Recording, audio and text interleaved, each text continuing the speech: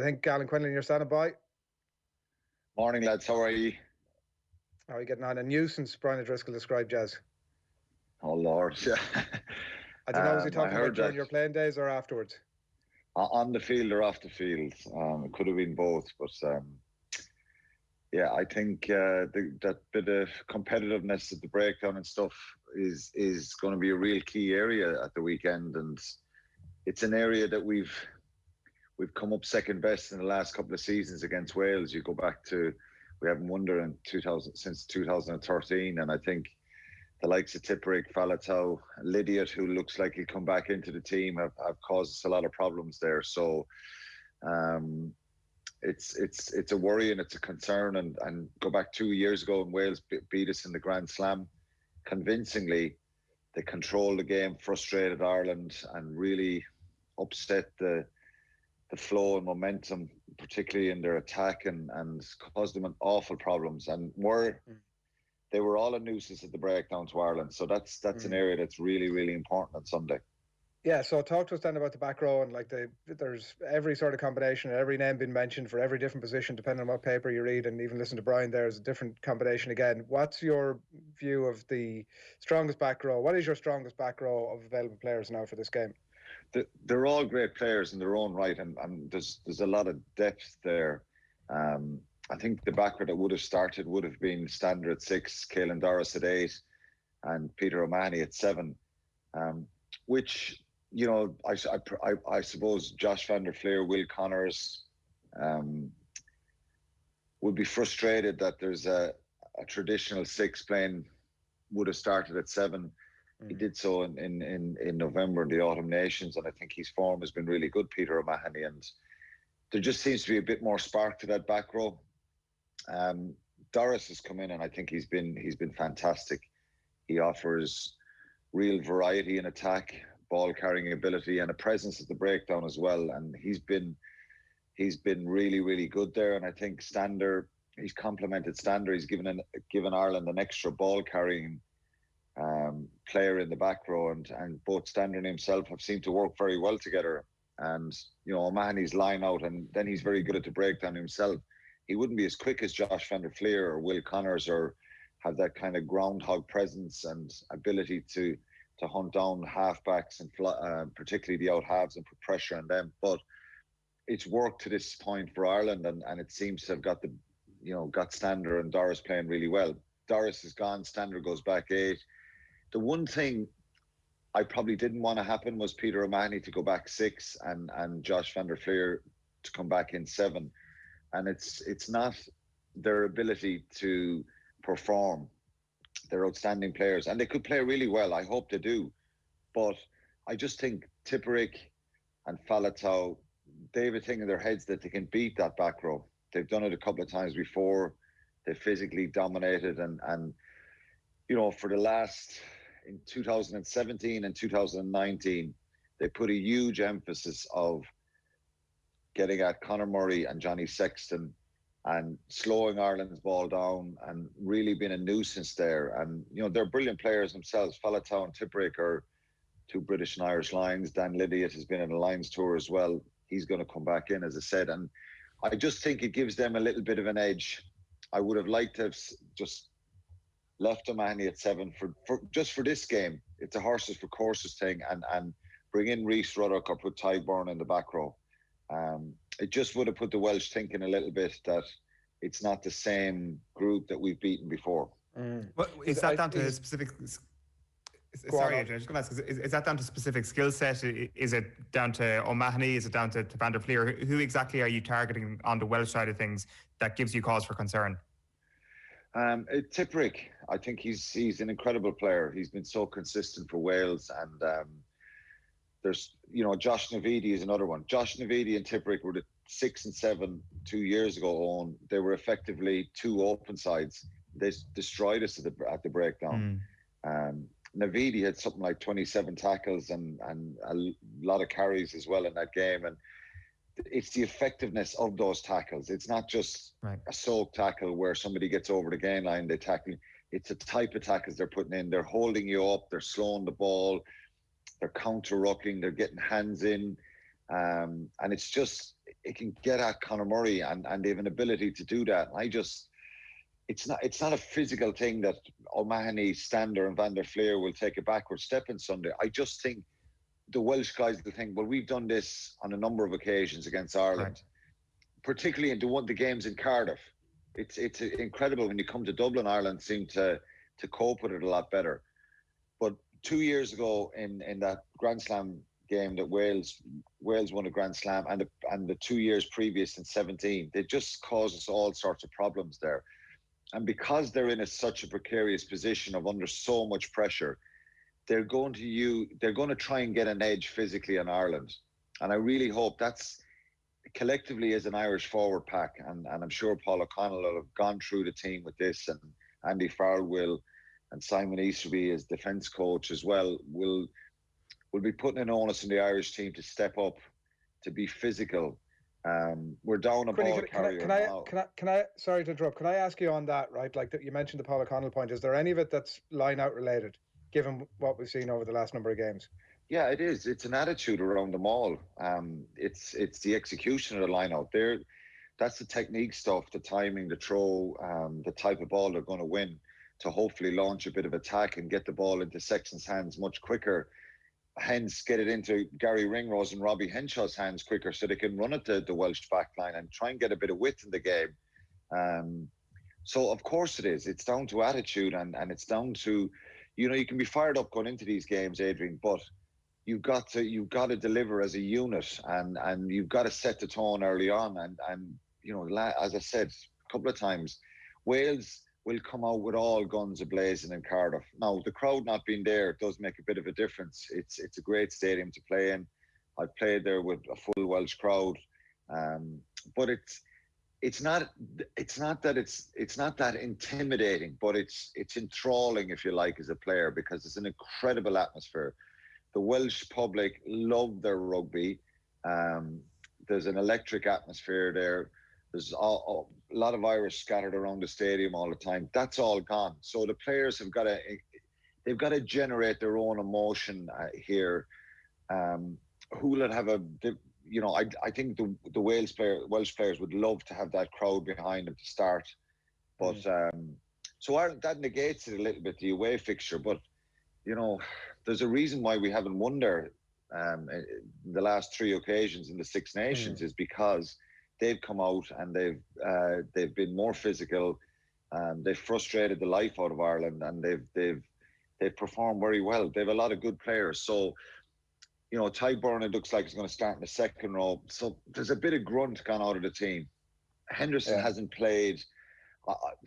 Part of me with this Doris thing would have put Henderson into the second row. He hasn't played in a while, so that's probably the reason why it won't happen.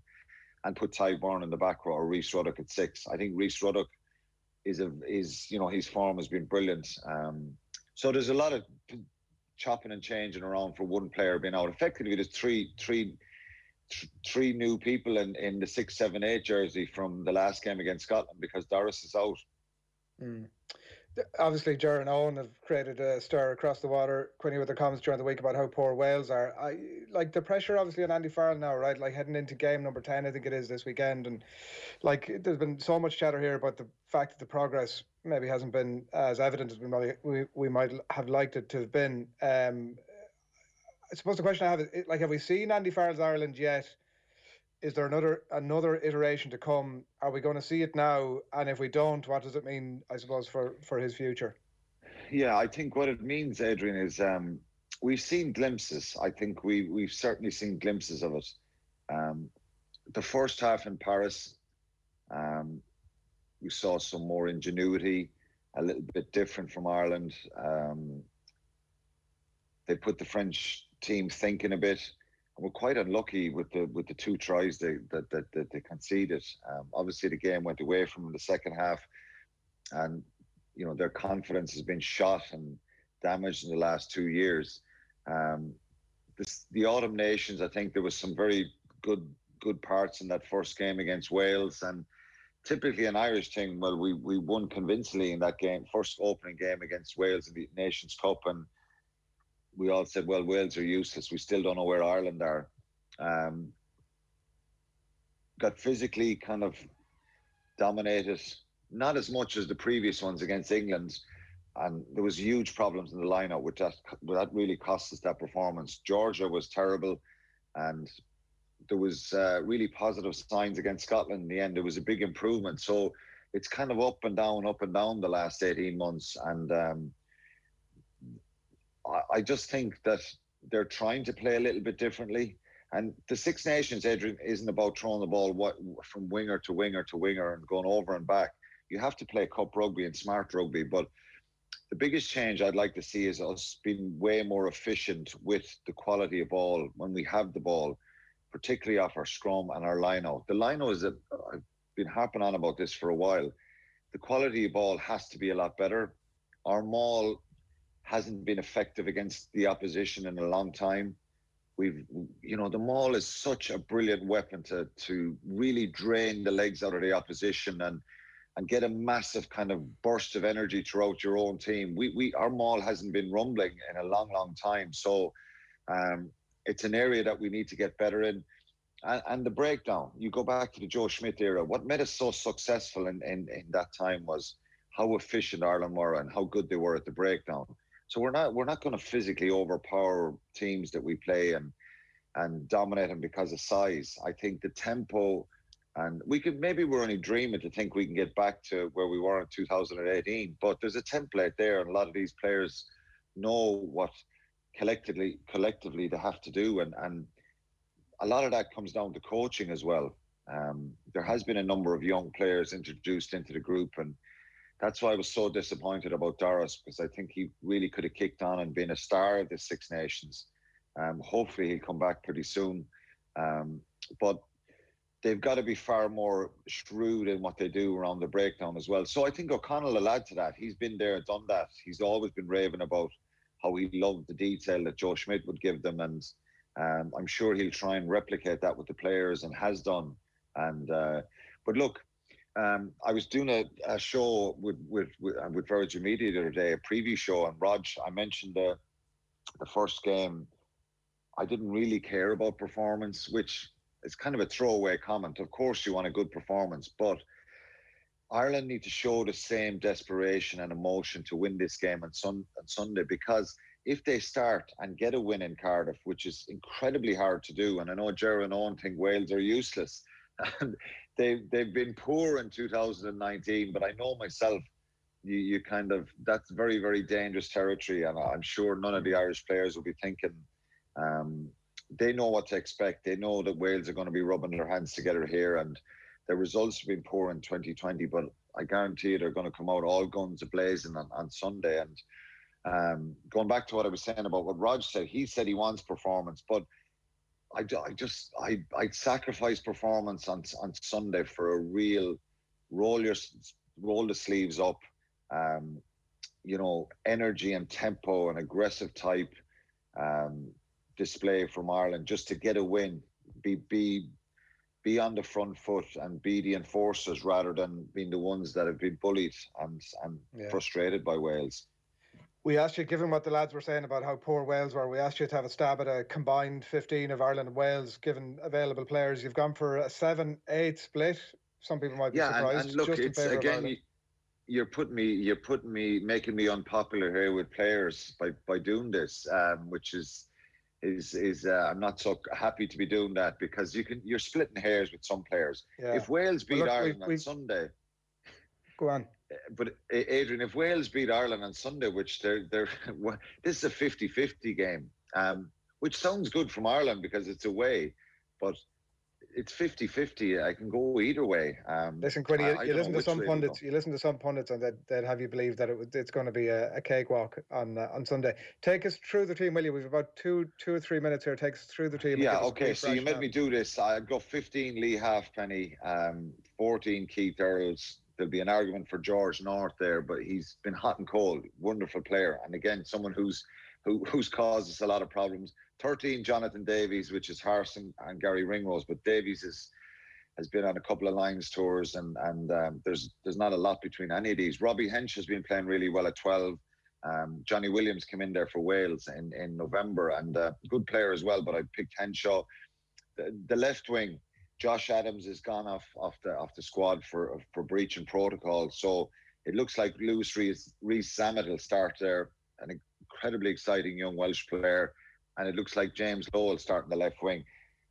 You could go either way, but I'd probably pick James Lowe just for that, the way he's performed for Leinster in the last couple of years. Different level international.